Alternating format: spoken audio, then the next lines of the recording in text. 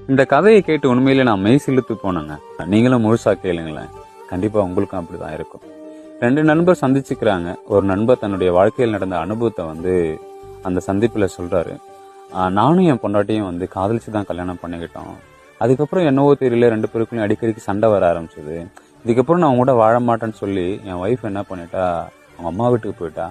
அவங்க அம்மா வீட்டுக்கு போயிட்டு ஒரு 10-12 நாள் கழிச்சு வீட்டுக்கு வந்தா. வீட்டுக்கு வந்தவ பீரோவை அங்கங்க ஏதோ ஆராய்ஞ்சிட்டு இருந்தா.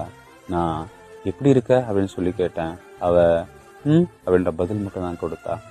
அதுக்கப்புறம் பீரோ ஆராய்ஞ்சிட்டு ஏதோ கட்டப்பையில எடுத்துட்டு கிளம்பிட்டா. கிளம்பி போனவள ஏன் கிளம்பிட்டேன்னு சொல்லி கேட்டேன். இல்லை, எனக்கு சொந்தமான பொருள்லாம் இங்கே இருந்துச்சு, அதெல்லாம் எடுத்துட்டு போகலான்னு வந்தேன்னு சொல்லி அவ சொன்னான்.